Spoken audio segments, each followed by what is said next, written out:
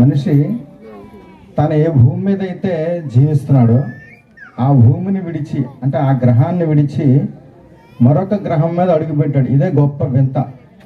మొట్టమొదటిసారిగా నీల్ ఆర్మ్స్ట్రాంగ్ అనే వ్యక్తి 1969లో భూమి గ్రహాన్ని విడిచి చంద్రగ్రహం మీద అడుగుపెట్టాడు. మొట్టమొదటిసారి తానున్న గ్రహాన్ని విడిచి వేరొక గ్రహం మీద అడుగుపెట్టడం అనేది మానవుని చరిత్రలోనే గొప్ప అద్భుతం అన్నమాట. దానికంటే అద్భుతం ఏంటో చెప్పనా? తానున్న ప్రాంతంలో నుండి, తానున్న ప్రదేశంలో నుండి, అంటే పరలోకంలో నుండి మనిషి కొరకు దేవుడు భూమి మీద అడుగుపెట్టాడు. అందరూ గట్టిగా చెప్పలు కొట్టి దేవుని మహిమపడతాం. మీకు అర్థమైందా నేను చెప్పిన విషయం? మనిషి అయితే తాను జీవించే గ్రహం నుండి వేరే గ్రహం మీదకి వెళ్ళాడు, కానీ దేవాది దేవుడు తాను జీవించే పరలోకం నుండి, తాను నివసించే పరలోకమును విడిచి కేవలం మనిషి కొరకు ఈ భూమి మీదకి వచ్చాడు, ఈ భూగ్రహం మీదకి వచ్చాడు. అది అద్భుతమైన అంటే దేవుడు ఎంతగా తగ్గించుకున్నాడు చూడండి మనుషుల నిమిత్తం. తనున్న పరలోకాన్ని విడిచిపెట్టి, తనున్న గొప్ప భాగ్యాన్ని విడిచిపెట్టి, తనకున్నటువంటి ఐశ్వర్యాన్ని, మహిమను విడిచిపెట్టి ఈ భూమి మీదకి రావడం మనం ఎప్పుడు కూడా మర్చిపోలేము. అదే క్రిస్మస్ అంటున్నాం మనం. యేసుక్రీస్తు ప్రభువారు ఈ భూమి మీదకి వచ్చినటువంటి ఆ దినాన్నే మనం ఏమంటున్నామమ్మా? క్రిస్మస్ అని ఈరోజు మనం జరుపుకుంటున్నాం మనందరం కూడా. అంటే యేసుక్రీస్తు ప్రభువారు ఈ భూమి మీదకి పుట్టినప్పుడు, అంటే వచ్చినప్పుడు చాలా అద్భుతాలు జరిగాయి. కన్యక గర్భము ధరించడం అనేది చాలా అద్భుతం. అలాగే ఆకాశంలో ఒక నక్షత్రం కనిపించడం, జ్ఞానులు దాన్ని గమనించి దారి తెలియనటువంటి వాళ్ళు ఆ నక్షత్రాన్ని చూసి యెరూషలేముకు రావడం, ఇది ఇంకా అద్భుతం. అలాగే ఎప్పుడూ జరగనటువంటి ప్రజాసంఖ్య, ఆ రోజుల్లో ఉన్న రోమన్ చక్రవర్తి ప్రజాసంఖ్య రాయించడం కూడా అద్భుతమే. దానికి కూడా ఒక కారణం ఉంది. ప్రజాసంఖ్య అప్పుడే ఎందుకు రాయించాడో కారణం ఉంది దానికి కూడా. అంటే దేవుడు తను అనుకున్న సంకల్పాన్ని నెరవేర్చడానికి, తను అనుకున్న ఆ ఉద్దేశాలను నెరవేర్చడానికి ఎవరినైనా వాడుకుంటాడు అనే దానికి ఒక సూచనగా ఈ భూమి మీద చాలా జరిగాయి యేసుక్రీస్తు ప్రభువారు పుట్టి కాలంలో. అలాగే యేసుక్రీస్తు ప్రభువారు ఈ భూమి మీద జన్మిస్తారు అనగా ముందటి దినాల నుండే అనేకమైన అద్భుతాలు జరిగాయి. మన బైబిల్ గ్రంథంలో మనం పరిశీలించినట్లయితే చాలా అద్భుతాలు ఉన్నాయి.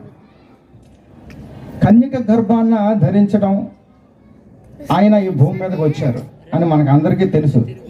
చాలామంది క్రైస్తవులకి కూడా ఇది చాలా చిన్న విషయంగా కనిపిస్తుంటుంది. యేసుక్రీస్తు ప్రభువారు పుట్టుక సామాన్యంగా సర్వసాధారణం అనుకుంటారు చాలామంది. అలాగే క్రైస్తవేతరులు అలాగే అనుకుంటారు.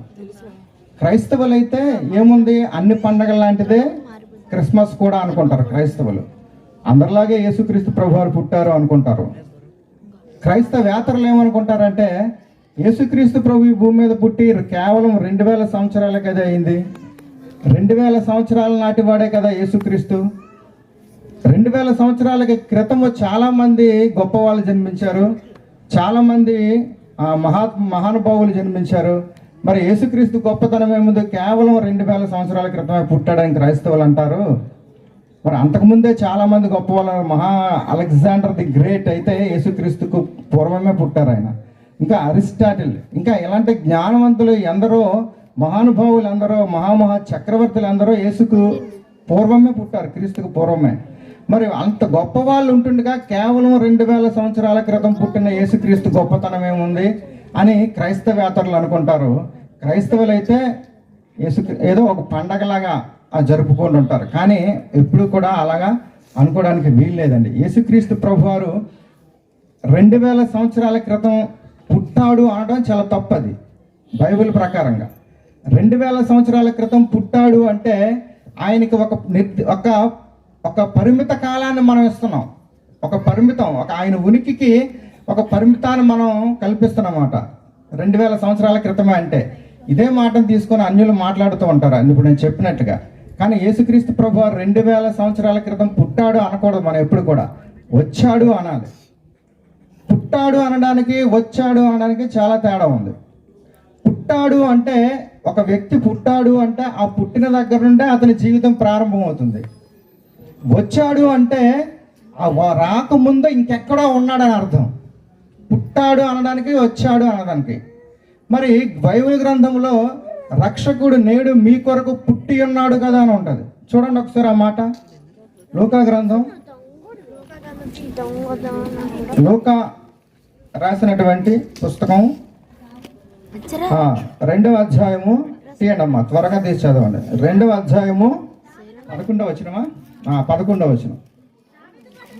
దావీదు పట్టణమందు నేడు రక్షకుడు మీ కొరకు పుట్టి ఉన్నాడు అని దూత చెప్పడం జరిగింది. అంటే పుట్టి ఉన్నాడు అనే దాన్ని మనం ఎలా తీసుకోవాలంటే, పుట్టి ఉన్నాడు అంటే అక్కడ అర్థం మారిపోద్ది. ఏంటంటే అక్కడి నుండే ఆయన జీవితం ప్రారంభమైనట్లుగా, ఇంతకు ముందు ఆయన లేడు అన్నట్లుగా ఉంటుంది పుట్టి ఉన్నాడు అంటే. మరి దూత ఎందుకు ఎలా చెప్పింది అంటే, ఆ మాటను మనం ఎలా తీసుకోవాలంటే అది కూడా బైబిల్ గ్రంథంలోనే ఉంది. పుట్టి ఉన్నాడు అనే మాటను మనం తీసుకోవాల్సింది ఎలా తెలుసా? వచ్చి ఉన్నాడు అని తీసుకోవాలి, ప్రవేశించి ఉన్నాడు అని తీసుకోవాలి. అది నేను సొంతంగా చెప్పట్లేదు.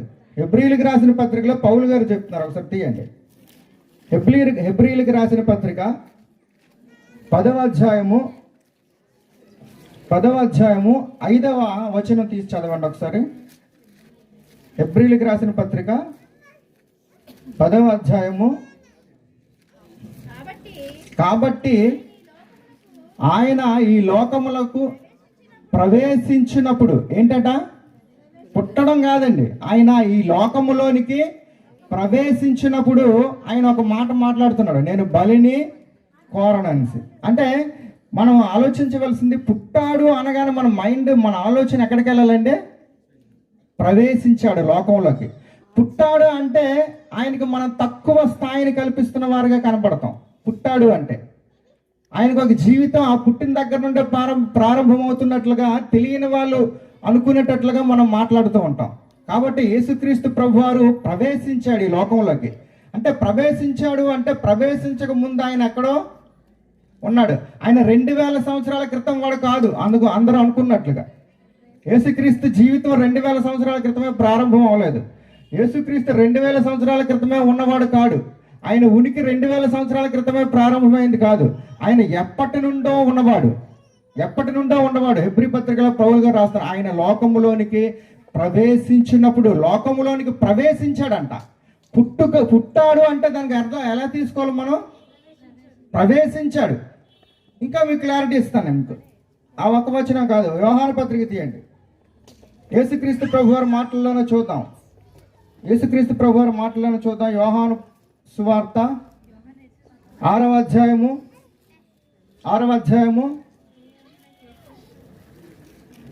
38వ వచనం. నా ఇష్టము నెరవేర్చుటకు నేను రాలేదు, నన్ను పంపిన వాని చిత్తము నెరవేర్చుటకు పరలోకము నుండి దిగి వచ్చి తిని. ఎక్కడి నుండి వచ్చారు ప్రభువారు? పరలోకం నుండి దిగి వచ్చారు. పుట్టినవాడు కాదు ఆయన. ఆయన పుట్టినవాడా వచ్చినవాడా? చెప్పాలి మీరే. పుట్టినవాడా వచ్చినవాడా? వచ్చినవాడు. ఆయన చెప్తాను, నేను తండ్రి చిత్తాన్ని నెరవేర్చడానికి పరలోకము నుండి దిగి వచ్చి తిని. పుట్టాడు అంటే ఒక నిర్దిష్టమైన కాలానికి మాత్రమే చెందినవాడుగా కనిపిస్తాడు మనుషుడు ఎవరైనా సరే. ఇప్పుడు ఒక వ్యక్తి ఈరోజు పుట్టాడు అనుకోండి, ఈరోజు పుట్టాడంటే ఇంతకు ముందు లేడు. అక్కడి నుండే అతని జీవితం ప్రారంభమైంది. ఒక వ్యక్తి అమెరికా నుండి ఎక్కడి నుండో ఇక్కడికి వచ్చాడు అనుకోండి, ఈ రోజు వచ్చాడు అనుకోండి.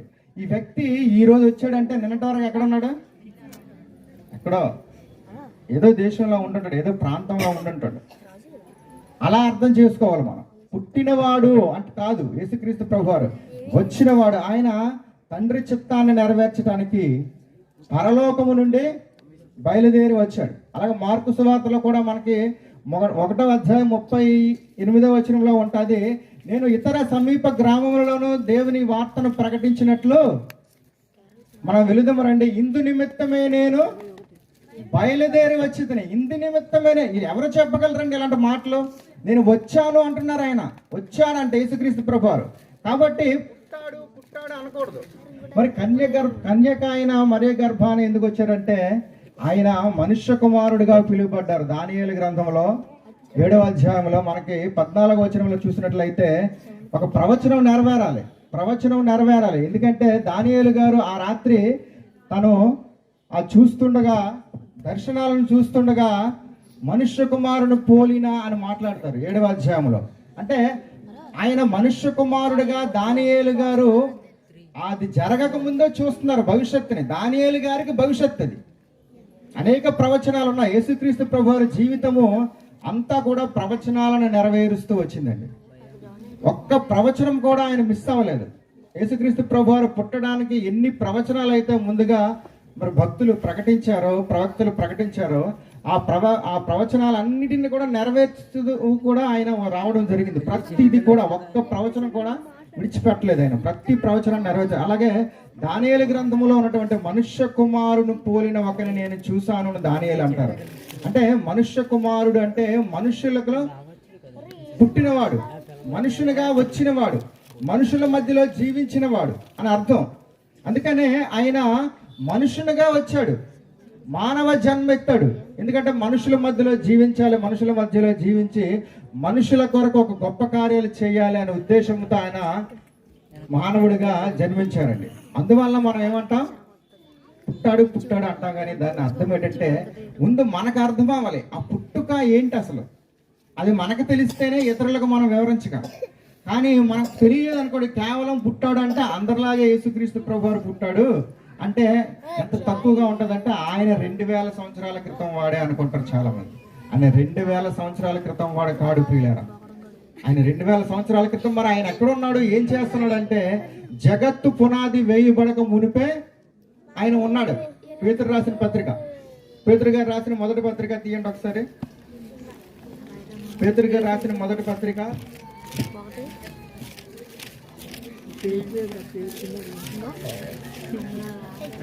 పేతురు గారు రాసిన మొదటి పత్రిక 1వ అధ్యాయము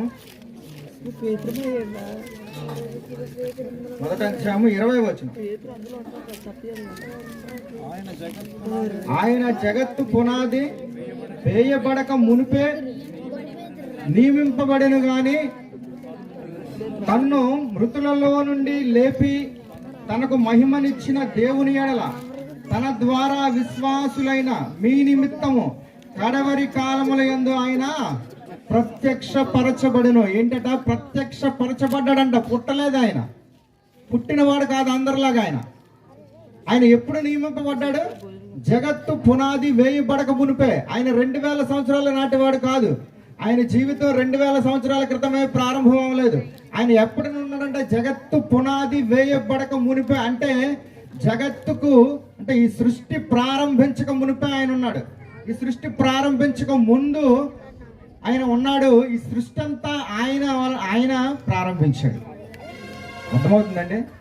సృష్టి అంతా కూడా ప్రారంభించక మునిపే ఆయన ఉన్నాడు. ఈ సూర్యుడు, చంద్రుడు, నక్షత్రాలు, భూమి, గ్రహాలు, ఈ సృష్టి అంతా కూడా పుట్టక మునుపు ఆయన ఉన్నాడు. అంత గొప్పవాడు. మరి ఎప్పుడో ఈ జగత్తు పుట్టక మునుపు ఉన్నవాడు ఆయన 2000 సంవత్సరాల క్రితం ఎలా వచ్చాడు అంటే 2000 సంవత్సరాల క్రితమే వచ్చాడంటే ఎంత తక్కువగా ఉంటుంది చూడండి ఒకసారి. ఆయన ర్యాంక్ను మనమే తగ్గిస్తున్నాం కదా.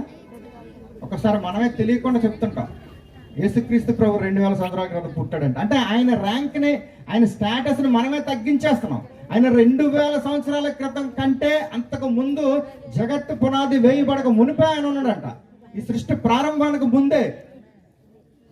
ఈ సృష్టి ప్రారంభించలేదు అప్పటికి.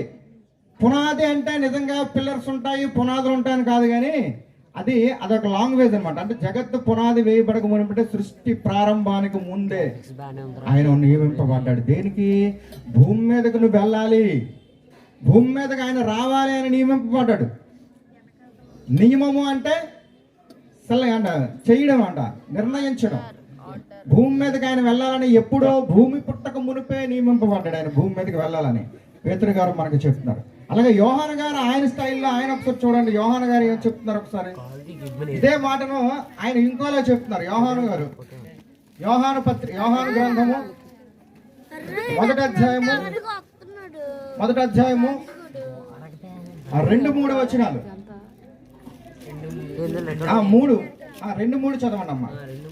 ఆయన ఆదియందు దేవుని యొద్ద ఉండెను, సమస్తమును ఆయన మూలముగా కలిగెను, కలిగి ఉన్నది ఏదియో ఆయన లేకుండా కలగలేదు. సమస్తము ఇది ఈయన అంటే రెండు ఒకటే. జగత్తు పునాది వేయబడక మునిపే ఆయన నింపబడ్డాడు అనేది సమస్తము ఆయన మూలంగా కలిగిందంట. సమస్తము ఆయన మూలంగా కలిగింది. అది కలిగిందా, ఇది కలిగిందా, అల్లది ఎప్పుడు కలిగిందా అన్నగా లేదు. ఇక ఎవరెస్ట్ శిఖరాలు ఉన్నాయి అప్పుడు కలిగాయా, లేకపోతే నయాగార ఫాల్స్ కలిగాయా అని ఇంకా ఇలా అడగకూడదు. ఈ క్వశ్చనే ఉండకూడదు. ఇంకా సమస్తము అంటే ఇంక సమస్తము అర్థమవుతుందమ్మా.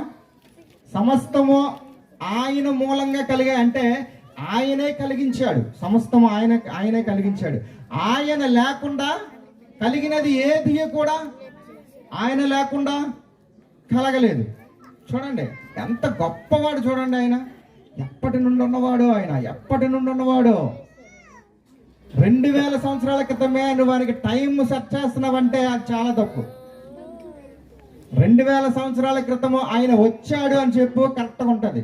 పుట్టాడు అనకండి. క్రీస్తు నేడు పుట్టెను కాదు, క్రీస్తు నేడు వచ్చినానండి. చక్కగా ఉంటుంది, మర్యాదగా ఉంటుంది. ఎందుకంటే మార్పు అనేది ఎక్కడి నుండి రావాలంటే ఎవరినో మార్చదాకా ముందు మనం మారాలి. మనల్ని మనం సంస్కరించుకోవాలి. మన మన మన క్రీస్తుని మనమే గొప్ప చేయాలి. ఆయన ఆల్రెడీ ఆయన గొప్పవాడు. మనం చేస్తే కాదు కానీ, అంటే ఇతరులకు మనమే చూపించాలి. ఆయన గొప్పతనాన్ని చూపించిన బాధ్యత ఎవరికి ఉంది? మనకుంది. ఆయన గొప్పవాడు అని మనం చూపించాలి తెలియని వాళ్ళకు. ముందు మనకు తెలిస్తేనే మనం ఆయన గురించి చెప్పగలం ఏమ్మా. కాబట్టి యేసుక్రీస్తు ప్రభువారు ఎప్పటి నుండో ఉన్నవాడు. ఆయన జగత్తు పునాది వేయబడక మునిపే ఉన్నాడు. సమస్తము ఆయన మూలంగా కలిగి ఉన్నది ఆయన లేకుండా కలగలేదు. చూసారా ఎంత గొప్పగా ఉందో. ఇలా ఆలోచిస్తే అంత మరి గూస్ బంప్స్ అంటారు చూడండి. గూస్ బంప్స్ వస్తాయి ప్రభు కోసం ఎలా ఆలోచిస్తే. బైబిల్ విషయంలో, వాక్యం విషయంలో మనం ఉన్నతమైన ఆలోచనలు కలిగి ఉండాలి. మన ఆలోచనలు ఎప్పుడు పీక్ స్టేజ్లో ఉండాలి. ఆయన గురించి తక్కువ వాడుగానే మనం చేయకూడదు. ఆయన మన మాటలు, మన ప్రవర్తన, మన ఆలోచనలు ఆయన తక్కువ వాడిగా చేస్తున్నాం. మనం క్రైస్తవులే చేస్తున్నారు తక్కువ వాడిగా సమాజానికి చూపిస్తున్నారు క్రైస్తవ పిల్లల. ఎందుకంటే వారికి తెలియదు కాబట్టి. తెలుసుకోవాలి. ఆయన గొప్పతనాన్ని మనం ప్రకటించేవారుగా ఉండాలి. ఆయన గొప్పవాడని మనం ప్రకటించేవారుగా ఉండాలి. వచ్చాడు అంటే బాగుంటుంది. పుట్టాడు అనకూడదు. పుట్టాడు అంటే తప్పు. మరి పుట్టాడు అని ఉంది కదండి అంటే, పుట్టాడు అంటే మనిషిగా రావాలి కాబట్టి గర్భాన్ని ఎంచుకొని పుట్టాడు.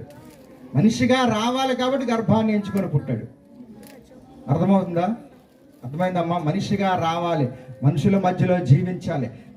అంటే తను కూడా మనలాంటి శరీరంతో వచ్చాడని భక్తుడు చెప్తుండే. అంటే మనలాంటి శరీరంతో, మనం ఎలాంటి శరీరాన్ని కలిగి ఉన్నాడో అలాంటి శరీరంతో ఆయన రావాలంటే ఆయన కూడా మనలాగే గర్భ శిశువుగా ఆయన ఎదగాలి.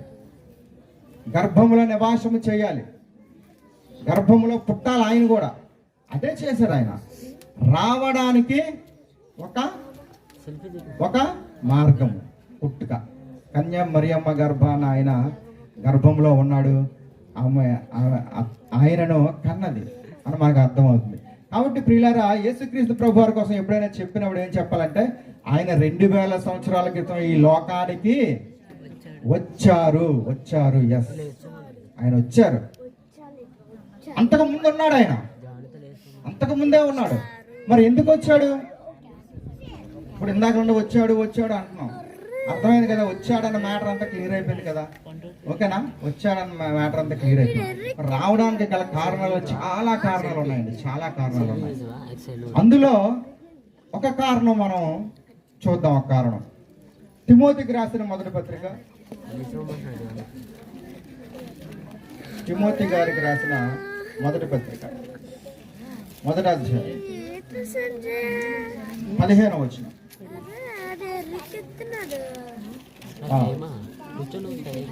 పాపులను రక్షించుటకు క్రీస్తు యేసు లోకమునకు వచ్చెనను మాట. ఏంటట? పాపులను రక్షించుటకు. ఇక్కడ కూడా ఆయన అదే చెప్తున్నారు. భక్తులు జ్ఞానవంతులండి. వాళ్ళు ఎప్పుడు తప్పులు మాట్లాడరు. వాళ్ళు మాట్లాడేది కరెక్ట్గా ఉంటది. వాళ్ళు ఎప్పుడు కూడా పుట్టాడు అనరాలు. ఎందుకంటే వాళ్ళ ఎక్స్ప్లెనేషన్ వేరుగా ఉంటుంది. పాపులను రక్షించడానికి యేసుక్రీస్తు పుట్టెను అనలేదు. ఈయన కూడా పౌలు గారు పాపులను రక్షించడానికి క్రీస్తు యేసు లోకమునకు వచ్చెను అన్నమాట. వచ్చాడు, పాపులను రక్షించడానికి వచ్చాడండి. ఆయన పాపులను రక్షించడానికి వచ్చాడు.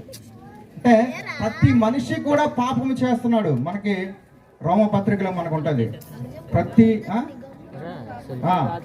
అందరూ పాపము చేసి చేసి చేసి పాపం చేస్తున్నారట. అందరూ పాపం చేస్తున్నారు. అందరూ పాపం చేయటం వలన ఏమవుతున్నారు? పాపాత్ములుగా మారిపోతున్నారు. అందరూ పాపం చేయడం వల్ల, పాపాత్ములుగా మారిపోవడం వల్ల దేవాది దేవుడు ఆ పాపులను రక్షించడానికి ఈ లోకానికి వచ్చాడు. చాలా మంది అంటారు, పాపుల్ని రక్షించడం ఏంటి, పాపుల్ని శిక్షించాలి కదా అంటారు. దుష్ట శిక్షణ శిష్ట రక్షణ కదా చేయాలి. యేసుప్రభు ఏంటి పాపుల్ని శిక్షించడం, పాపుల్ని రక్షించడం ఏంటి, పాపుల్ని శిక్షించాలి కదా అంటాడు. యేసుక్రీస్తు ప్రభువారు పాపులని వారి పాపము నుండి రక్షించాడు, పాపములో రక్షించలేదు. అర్థమైందా? ఆ మాటకి ఈ మాటకి అర్థం. యేసుక్రీస్తు ప్రభువారు పాపులను వారి పాపాలలో రక్షించలేదు, పాపముల నుండి రక్షించాడు. అంటే పాపముల నుండి రక్షించడానికి, పాపాలలో రక్షించడానికి చాలా తేడా ఉంది. పాపాలలో రక్షించడం అంటే నేను రక్షిస్తూనే ఉంటాను, నువ్వు పాపం చేయని అండవు, అది అర్థం. నేను రక్షిస్తాను, పాపం చేస్తూ ఉండు అని అర్థం. కానీ పాపాల నుండి రక్షించడం అంటే ఈ రోజు నుండి నేను రక్షించాను, రేపటి నుండి నువ్వు పాపం చేయదు, అదే అర్థం. వ్యభిచారం మందు పట్టబడిన స్త్రీకి ప్రభు ఏం చెప్పారు? అమ్మా నిన్ను ఎవరు శిక్షించలేదంటే, లేదు ఎవరు శిక్షించలేదు అంటారు. అంటే నేను కూడా నిన్ను శిక్షించను, ఇక మీదట పాపము చేయకు, ఇక మీదట పాపము చేయకు అని చెప్పారు. అంతేగాని ఈరోజు వరకు నేను క్షమించేశాను, రేపు నిన్ను మళ్ళా ఫ్రెష్గా పాపం చేయి, మళ్ళా ఫ్రెష్గా పాపం చేయని అక్కడ చెప్పలేదు ఆయన. చాలా మంది యేసుక్రీస్తు పాపులను రక్షించడానికి యేసుక్రీస్తు లోకమునకు వచ్చినంటే అది కూడా అపార్థం చేసుకుంటారు. అది కూడా అపార్థమే, అర్థం చేసుకోవడం రాదు. అంటే అందుకనే ఈ రోజు వరకు ఈ రోజు ప్రార్థన చేస్తారు ఏమని, నేను తప్పు చేశాను నన్ను క్షమించిన, పాపం చేశాను క్షమించంటారు. 2 రోజులు పోయిన తర్వాత మళ్ళీ తప్పు చేస్తారు, మళ్ళీ అలాగే వారి జీవితాంతం కూడా అలా క్షమించమని అడుగుతూనే ఉంటారు. ఎందుకంటే వాళ్ళకి అర్థం అవ్వలేదు, అంటే క్షమిస్తాడు కదా అనుకుంటారు. అన్యులు కూడా అలాగే అనుకుంటారు. యేసుక్రీస్తు పాపాల్లో నుండి రక్షించడానికి వచ్చాడా? పాపము నుండి రక్షించడానికి వచ్చాడంటే ఆయన పాపముల నుండి రక్షించడానికి వచ్చాడు. పాపముల నుండి 38 సంవత్సరాల నుండి ఆ బేతస్తా కోనేటి దగ్గర ఉన్నటువంటి వ్యక్తితో కూడా యేసుక్రీస్తు ప్రభువారు చెప్తారు, నువ్వు పాపం చేయొద్దు ఇక మీద అని చెప్తారు.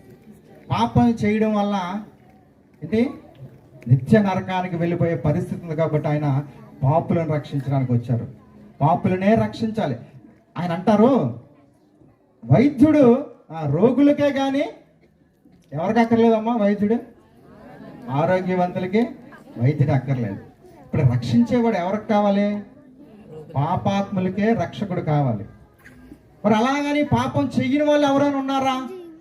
అందరూ రోగులే. వైద్యుడు రోగులకే కానీ ఆరోగ్యవంతులకి అక్కర్లేదంటే మరి ఆరోగ్యవంతులు ఎవరున్నారు ఇక్కడ?